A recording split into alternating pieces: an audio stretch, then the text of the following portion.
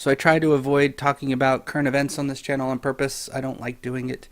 Everybody does it. We got journalists that do it, like Tim Pool, and then we got the Alex Joneses that do shit like that. The Young Turks talk about it. It's all over the place. Pretty much make up your own opinion. They try to cover the facts. Most of them are biased. So you just pick out the pieces that they all discuss equally, and you can glean at least a piece of the truth to make up your mind on what you think about it. But I think there's an interesting point that both sides of this particular argument make, and one side is talking about mental illness. Interestingly enough, none of them are qualified to make that assertion that mental illness is a factor in all of this, and they're definitely mentally unstable. That's why they kill people. That's the instant assumption to anybody that kills somebody else, is they're clearly mentally unstable when you end somebody else's life. I don't buy that for a second. Not everybody is mentally unstable when it goes to killing somebody else. Others can be emotionally troubled. They could be a variety of different things, but mentally unstable, I think, is a reach. When I think of mentally unstable, I think of paranoid schizophrenic, or manic depressive, or bipolar, or some other natured mental illness that is inescapable and usually requires either therapy, medication, or both. And oftentimes I don't find that to be the case when it comes to these people. They just get something in their head that they think is true, and they follow through with it. Otherwise, basically, Islam is the mother lode of making people mentally ill, along with most religion. And I think a lot of the anti-theists would probably agree with that religion makes you mentally ill. And I'm inclined to agree, but it's not evidenced by the fact that we have so many Christians, Muslims, and everything else, and they're not around killing each other. But it doesn't take much to make them kill each other either. So there's the capability of murder in all of us, is really what it comes down to. And everybody wants to distance themselves from somebody that has done something as horrendously evil as ending another person's life. But that's not the only discussion going on here. We also have the other side of the discussion that's talking about gun control and gun laws. And to a degree, I actually have to stand by this, even though I do own a gun myself. I'm registered gun owner. I own the same style gun that police own, the Smith & Wesson MP5. Mainly because it's the most reliable firearm that exists for a handgun. And secondly, I moved out of a place that I knew everybody, both cop and criminal alike, in Utah, and to a place that's completely unknown to me with a larger population. And it seems to be a little bit more crazy down here. So I felt the necessity to be prepared, as it were. So I can see where owning a gun is an issue, but then at the same time, I make sure mine's locked up and out of reach of children. And bullets are never loaded and things like that. I take extra steps and precautions to make sure that getting to my firearm is not exactly the easiest thing to do, because you pretty much have to go through me to get to it. But that's besides the point. The discussion about gun control also has its merits. I mean, think about it. This last shooting and the several ones before it, they were clearly plotting something. It was evident that they were plotting something, and no one lifted a finger to do anything about it. There could have been preventative steps to make it so these people couldn't do anything, but when a criminal has something in their mind, they will do whatever they need to do to make it happen. If there were no guns in the United States, we got more guns than we do people, in reality, which is disturbing to say the least. It's like having more weapons than people. Everybody can get a weapon, essentially, because that's what they are. Humans are really good at making weapons, and mainly to kill each other, which is pretty sad. But the gun laws particular discussion, it doesn't make any sense the way they frame it. They want to limit magazines, they want to limit this and that, and all that's going to do is affect the people that don't go out and kill people but have guns and they're gun enthusiasts or whatever. It may affect some criminals, but they're going to get what they want and they'll find a way to do it. There's loopholes everywhere. One of the things that I learned in this particular discussion is I can't remember how long ago, to be honest, but the NRA was able to convince Congress to lax the assault rifle laws, because it used to be that you could only hold a single barrel, single chamber. You could have a handgun, but you couldn't modify it to have ridiculous capacity. And there was all that, and then somehow it got lifted, and I can't remember the justification, but essentially it made it so we could now have like military grade weaponry in our house if we're a member of the citizenry in good standing. I don't agree with this. This is dumb. I can see the merits and flaws of owning, say, a handgun. That there's risk and there's responsibility for owning any weapon. Considering I've done martial arts for all my life, I can't think of a time that I wasn't. The respect you have for being able to hurt somebody is something you've developed and earned. And then you have to instill it in your children as well, or else they learn the hard way that hurting somebody is way too easy, and then they're living with regret. In the case of like the firearms and all that, I can see the merits of wanting to restrict everything and making it more difficult, but no one's doing that. Like, everybody's in favor of stricter gun control laws, making it harder for people to get guns, but no one's doing it. Congress bitches with each other. They're all tribal as can be. It's worse than before. It's worse than it's ever been. They're just so tribal. It's like red versus blue. They don't know how to work with each other. They've lost that capacity. Even when it's something that could benefit all, they're gone. They're lost. They're corrupt. It's pathetic. And we have elected these people over and over because no one runs against them, because the cost of entry is expensive. I looked it up myself. To run for Senate is $20,000 for an entrance fee. And that's just to put your name on the ballot. That doesn't include getting your name out there, selling yourself, using propaganda, I guess you could say, soliciting yourself to neighbors, all that kind of fun stuff, getting people to know where you stand on issues and all that things. It takes a lot of manpower and a lot of hours to make it happen. So no one runs against these guys because they're already loaded. They got the money. It's easy. 20 grand's a drop in the hat for these people. 20 grand for somebody else is a car. And normally they have to finance that shit, that's 5 years of their life. No one has $20,000 to run for Senate. Some people get a grassroots movement and run for Congress that way, or the House. It's the same price for both, in fact. But who has that kind of money to just drop down? If they think they can do something better, they have to pay to get in. It's crazy. But the gun laws itself, this is what I think, and this is more from a philosophical point.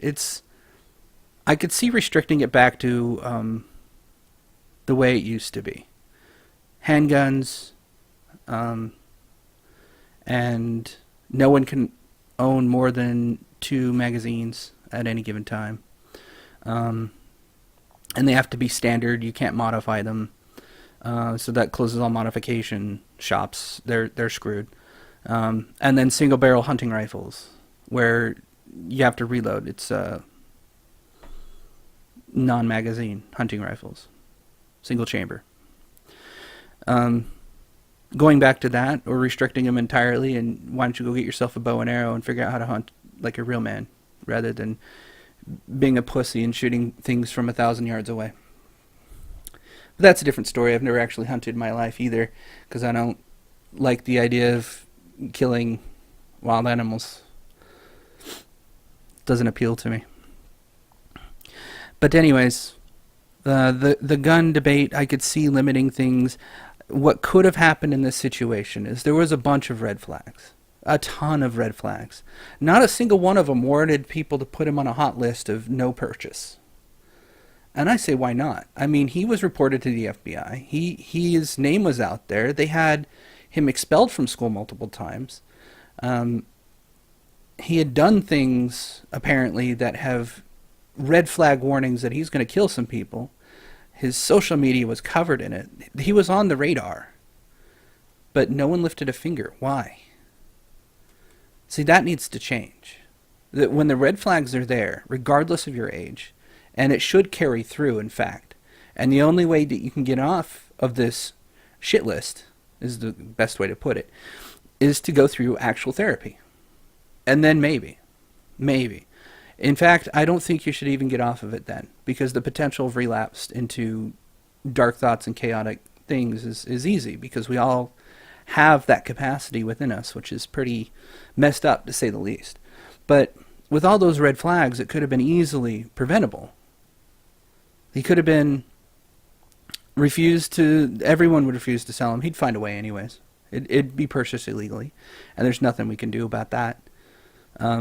Other than arrest and jail the person that sold it to him and charge him with assisted murder. I can't remember what the charge is, but assisting or accomplice or something like that. So if you sell a gun to somebody that actually goes out and does a mass shooting spree, you do equal time to the person that actually killed people. I think that would be a good deterrent, to be selling a gun to somebody else that you don't know. So if somebody goes out and shoots people and they get 50 years, so do you. Or worse, they get life. They get, well, most people don't have the death penalty anymore, but if you got the death penalty, so do you. Whatever charge lies upon that person, the person that gave them a gun, sold them the gun, is equally responsible, and thus, therefore, take equal the punishment. It seems fair and equitably. It's the only way that I could think of that would be fair. I know I didn't want to talk about current events. I really don't like it. But this one, I can see both sides, and I understand the arguments. And I can agree with parts of it. Gun control needs to happen in this country. It's getting ridiculous. It's been ridiculous. Not since Sandy Hook. Somebody said Sandy Hook, and I was like, did you guys forget Columbine? That was like one of the first ones, where 3 kids just got up in their gumption and got some shotguns and started killing people and made the gaming community, in fact, this is the one thing that really pissed me off and started me on this course. They made report after report saying that video games, Doom and Quake and all that shit, taught them how to shoot and got these kids in the mindset that killing people was just easy and they had no issue. And that wasn't true. Studies have been done. There's no correlation between video game violence and people violence. It makes us a little bit desensitized, yes, but that was it. We all have the capacity of violence within us. Just push the wrong buttons and it's likely to trigger somebody. Get somebody drunk and you'll probably get in a fight. It's easy to lax our self-control, because we are evolved species and it's easy to go carnal. It's sad, but easy. But anyways, it's a stupid situation. It could have been avoided, and nobody did anything to avoid it. I think that's the saddest part. There could have been an avoidance of this whole thing, and nobody did a thing to stop them. Anyways, let me know what you think. I think that's both sides, really. I agree with both sides, in fact. We should be profiling people when it comes to this. We can tell the warning signs that somebody's going to do harm. They've been known in psychology forever. Well, 50, 60 years. Forever for me, before I was born. We know the warning signs. Why not use them? Why not profile people that could and would commit crimes? Now, you can't get a weapon. Sucks to be you. You don't deserve a weapon if you're having carnal thoughts and want to kill people or talking about hurting people. You don't deserve a weapon. You don't need a weapon. There's no reason why you should be walking around with a weapon. Let them get a knife. People can stop people with a knife. That's easy. Baseball bat will outreach a knife any day. And they're at a school. They're going to have baseball bats. One of the teachers will have something else, possibly. And at the same time, that turn that into gun control. The people need to be stopped from purchasing in the first place. But at the same time, you can't start restricting guns and you can't start cutting them down. I mean, I think you should within reason. No one needs an assault rifle. No one needs something that looks like it's straight out of Call of Duty. You can have a bolt-action freaking hunting rifle. That'll do. Shotgun, that's okay. Those handgun, but not modified in any way, shape, or form. You shouldn't be having something that can go through a bulletproof vest. Those should be restricted as well.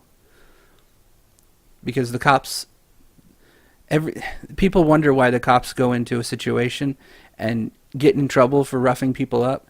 It's because either they're expecting you to resist arrest, and that happens a lot, or the person's actually armed and tries to shoot them, and they don't know what they're stepping into. Every single time, somebody could do something stupid and hurt them.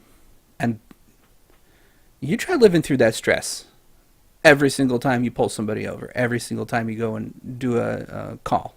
You answer a call and go to somebody's house. You don't know what you're stepping into, and that job is just no fun. Many a cop have I known, and they all hate it. They hate that part of it. They love being able to save people, but they hate dealing with assholes, and there's a lot of assholes. Oh, well, anyways, I've rambled on for too long. I hope you enjoyed this. I'm pretty sure that you shouldn't. Those are the both sides. I can see both sides being equally valid. There needs to be a middle road, and I think that's the middle road. Restrict it back. You shouldn't be having full-on assault rifles. Bolt action's good enough for hunting. So is a shotgun. Handguns are fine too. You don't need anything stupid, right? And at the same time, on the other side of the fence, anybody shows those warning signs, instant red flag list. You can never get off of that list. Period. Talking about hurting people, talking about killing people, talking about you're going to go out and do a professional shooting like this kid did. Instant red list. You can't buy a gun ever. And then the third thing to add to that is anybody that illegally sells that person a gun and you find out who that person is, you are equally responsible and will face equal penalty under the law. I don't see why anybody that sells a person a gun and says, oh, I didn't know, should get off the hook for giving a weapon to somebody that killed a ton of people. It may seem a little bit rough. Maybe we could do a lower sentence for somebody like that, like I didn't know. But then they too get on the red list. You're never allowed to own a gun again either. Why? You sold a gun to somebody that killed a bunch of people. You think you're responsible? No, you're not responsible. Get off. You're done. That's all I got to say about that. Yeah. I don't think you should like or subscribe. I mean, this is tragedy is something it's never fun to talk about. Find the solution yourself. Is that possible?